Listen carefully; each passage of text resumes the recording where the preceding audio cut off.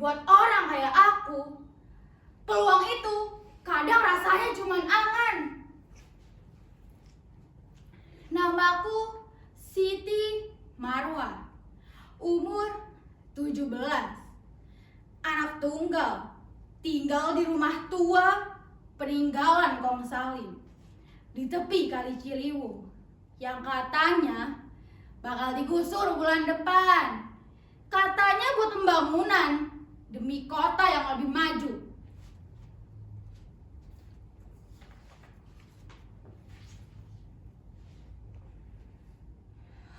Pembangunan, tapi rumahku jadi korban.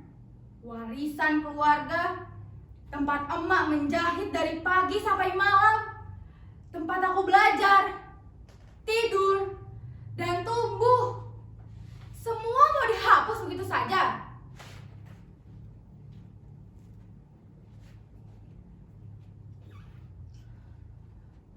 Engkau sering cerita, dulu rumah ini tempat sembunyi si Pitung. Katanya, si Pitung menginap semalam di sini waktu dikejar Belanda. Engkau bangga banget.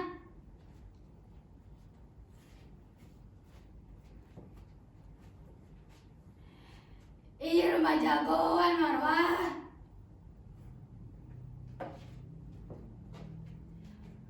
Katanya.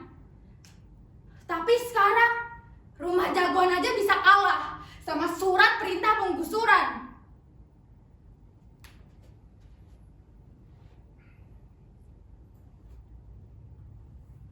Marwah, dengarkan baik-baik ya cucuku. Dulu malam itu Pitung memang datang ke sini diam-diam. Bajunya lusuh, matanya tajam, tapi senyumnya penuh ketenangan. Dia duduk di kursi ini, ngelap luka di lengannya. Engkau kasih air, kasih tempat, kasih doa.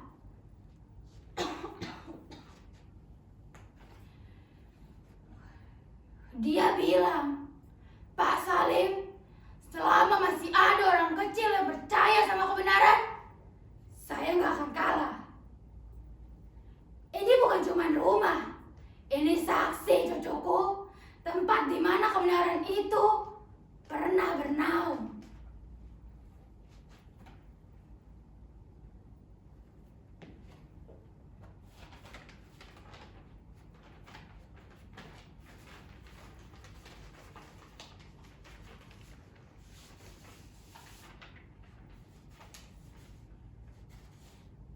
Selamat Siti Marwah, Anda diterima di Fakultas Pendidikan Universitas Indonesia.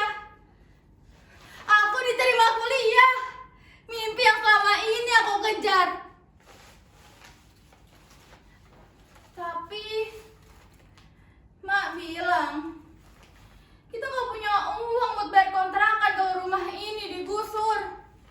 Tabungan semua buat modal kerja emak, bukan buat bayar sewa rumah, apalagi bayar kuliah.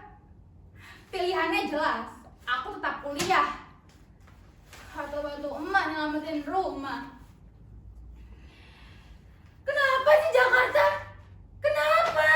Kenapa orang kecil kayak kami harus memilih antara mimpi dan kenyataan, antara cita-cita dan kewajiban? Kenapa yang kecil harus mengalah sama yang besar? Aku ingat si Pitung.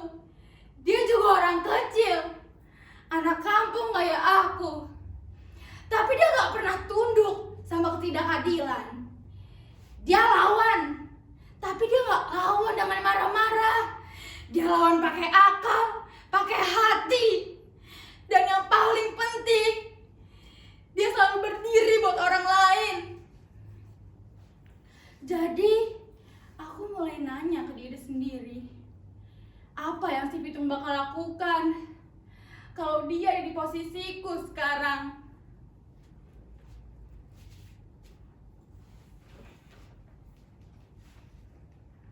Marwah, kamu tahu nggak? Rumah ini sudutnya penuh ketenangan.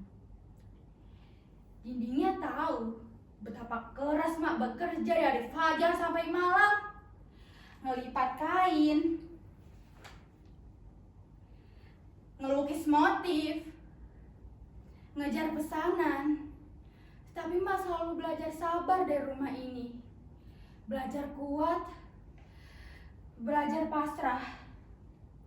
Dulu, waktu kamu kecil, kita cuma punya satu lampu untuk nyala malam.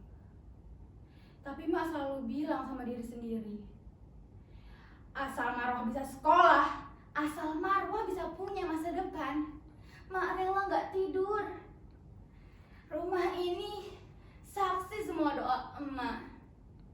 Siap helai benang yang mak tarik, ada harapan buat kamu di dalamnya.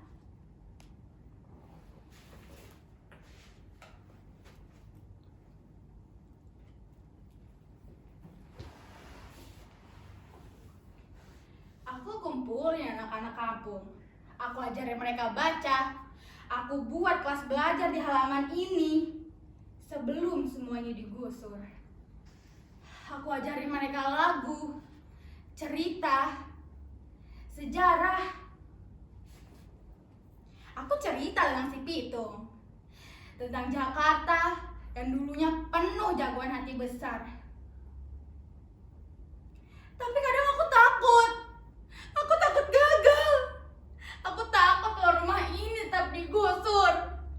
Dan yang paling aku takuti, aku takut harus melepas mimpiku kuliah. Padahal aku cuma pengen jadi guru.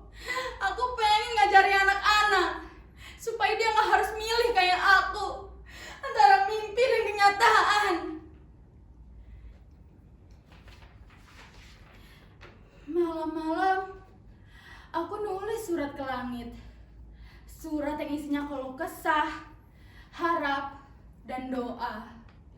Kadang aku nulis begini, Jakarta yang megah, tolong jangan lupakan kami yang kecil. Jangan biarkan mimpi anak kampung hilang cuma karena kami gak punya sertifikat tanah. Jangan matikan semangat anak perempuan yang ingin sekolah hanya karena dia miskin. Si Pitung, kalau engkau hidup hari ini, mungkin kau gak akan tega. Tapi aku bukan jagoan, Pitung. Aku cuma anak kecil yang punya mimpi. Aku cuma anak penjahit yang punya mimpi. Dan yang aku takuti, tapi aku akan coba lawan dengan terus belajar, mengajar, dan tetap berjuang. Kalau rumah ini tetap digusur, aku gak akan hancur. Karena aku tahu jagoan itu gak lahir dari rumah yang megah, tapi jagoan itu adalah orang yang gak pernah berhenti peduli.